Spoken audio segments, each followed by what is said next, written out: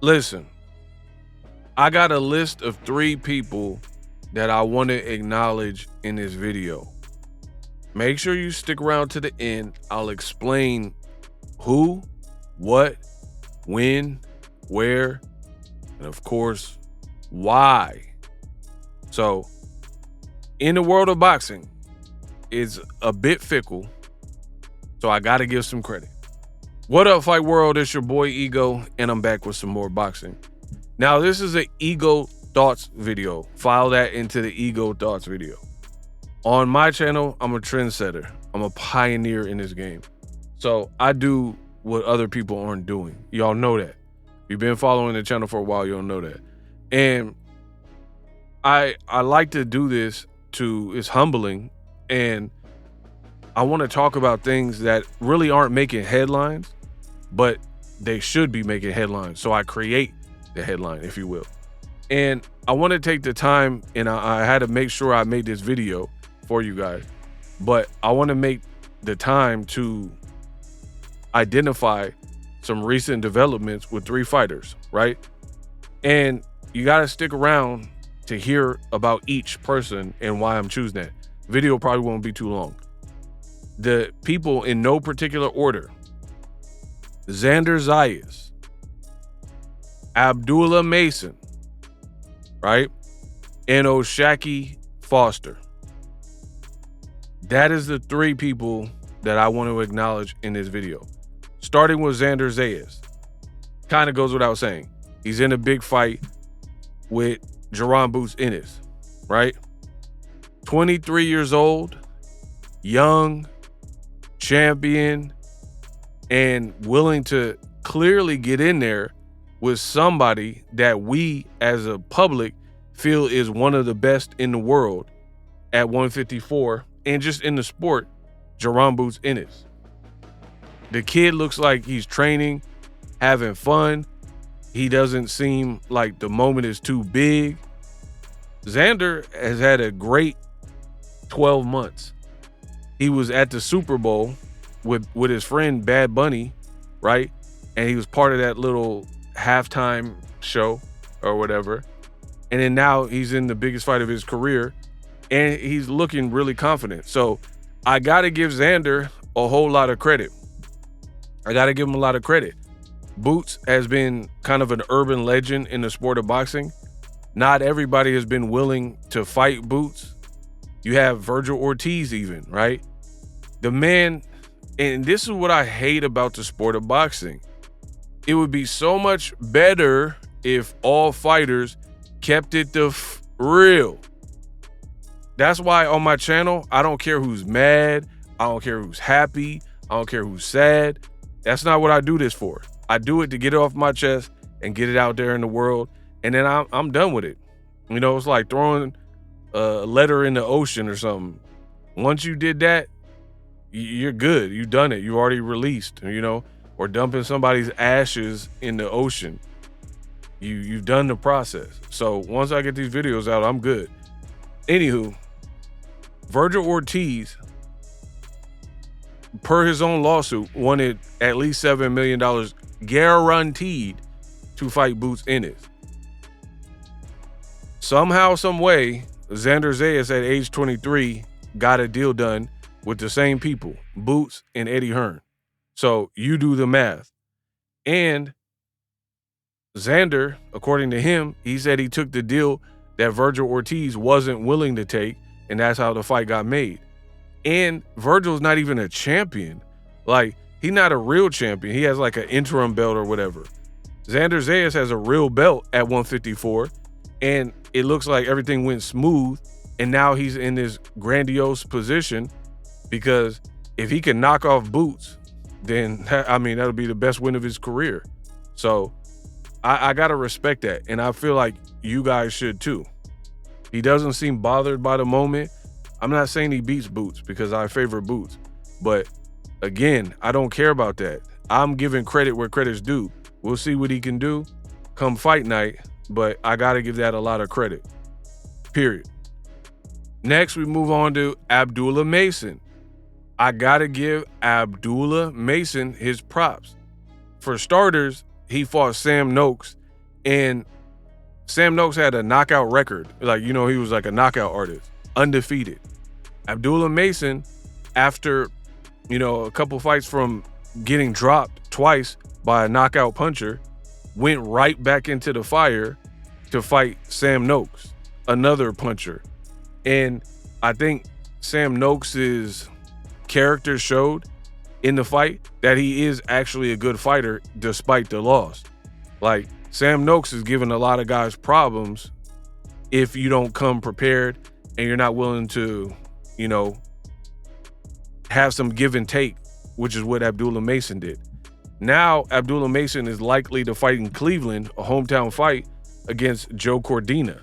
So he is absolutely fighting Joe Cordina next, but the location remains, as of me recording the video, remains to be seen. So I'm liking what Abdullah Mason is doing. I also like when Keyshawn tried to quote unquote punk him or run up on him. I like the energy that I've seen from Abdullah Mason. He was like, we could fight, line it up, blah, blah, blah. He didn't have to do a bunch of hooting and hollering. And Keyshawn was like bugging his eyes out and, I'm going to knock your son out. But then Keyshawn went on to fight Nair Albright. So it was like, how you calling out Devin Haney and Abdullah Mason and all these better, bigger fights, and then you're fighting a guy you already beat? So, again, much props to Abdullah Mason. Keyshawn, if he really wanted to fight Abdullah, he should have stayed at 35 because they were in the same division. Now it becomes a little bit trickier with you moving up in weight. You know what I mean? So I'm really liking what I'm seeing from Abdullah Mason. Throwback fighter mentality. Finally, we have Oshaki Foster. He's fighting Ray Ford. It was recently announced. Great fight. And what I like about this is when the call came to move up in weight and take a challenging fight, Cool Boy Fulton, mind you, Cool Boy Fulton had just fought against Brandon Figueroa, who just after that fought and knocked out Nick Ball, who's very durable, and lost, or actually beat Ray Ford, and Ray Ford lost to him. So, peep what I just said. In the rematch, Fulton dominated Brandon Figueroa, had him looking bad, had Brandon Figueroa's career on a tightrope. Then after that, Brandon Figueroa goes to the UK, has a pretty competitive fight, and in the last round knocks out Nick Ball. So the Fulton victory over him ages well. And it also boosts up Oshaki Foster, who dominated Cool Boy Fulton. The only other person to dominate Cool Boy Fulton was Naoya Inoue. You know what I mean? So I got to give Oshaki a lot of props for that. After the Fulton victory, he was humble, but he immediately called out Shakur Stevenson, who tried to lil boy him. Like, oh, you two broke. I make more money than you. I got bigger fish to fry. Why would I fight you? Why would I stoop down to your level? I'd rather fight the big names. You're a nobody. Go through my guy, Ray Ford. What did Oshaki Foster do? Exactly that. Fight the guy that, since Shakur wasn't going to fight him for those reasons, he's fighting the guy that Shakur told him to fight. And now we have an announced fight. These guys that I've just given you in this video, in my opinion, are doing it right. It is this attitude and this tenacity, tenacious young fighters, young hungry lions, hungry to actually prove something, that keeps the sport afloat. That's why I had to make the time. I'm busy. I've been super busy. Shout out to everybody supporting with Cash Apps and super chats and all that. Super thanks. I've been super busy. And I had to make time to make this video because I don't want to just tell you guys when something negative happens, which I will to keep it real. I want to give you guys the good too, you know? And these guys deserve a lot of credit in my book and in my opinion. Especially when we got a lot of prima donnas in the sport. Devin Haney's like, Rolly can't sell. I'm out of here. After the world thought he was going to fight Rolly in what could be a good fight. Shakur Stevenson was like doing all that chirping about moving up and whooping Conor Benn, but now he wants rehydration clauses with Devin, Conor Benn, and Ryan Garcia. And he was saying he wanted to fight Ryan Garcia. And then now all of a sudden he won't fight him unless he comes down in weight. That attitude and that demeanor, and Devin and Shakur, they're good fighters. They're not the most exciting fighter though. They're not the most exciting fighter to even do that. Abdullah Mason is fun to watch. Oshaki Foster was more offensive and fun to watch. And Xander Zayas, we know, is fun to watch. So they're just doing it right, in my opinion. And I wish more of the young fighters would opt to behave like what we're seeing from Xander, Oshaki, and Abdullah Mason. Live streaming can be tough, which is why I use StreamYard. Click the link in the description for StreamYard, which is an awesome tool that enables you to set up your stream with ease of use. Get great results with live streaming. It's what I use.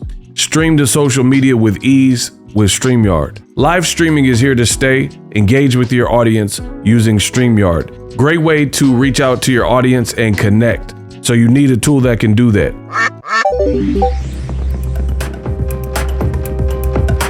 If you're new to YouTube and you're struggling to get views, one tool I can provide to you is TubeBuddy. I've been on YouTube over 10 years.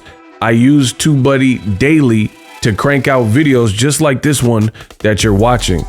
Learn how the pros do it with TubeBuddy. YouTube receives a lot of traffic, which also means a lot of creators, a lot of people putting out content. So you need to learn the ropes so you know how to separate yourself, especially if you're new.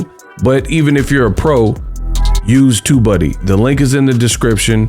Get more views, more subscribers, and a higher click-through rate, so ultimately you can realize all of your online goals. Use my affiliate link in the description and grow your channel fast.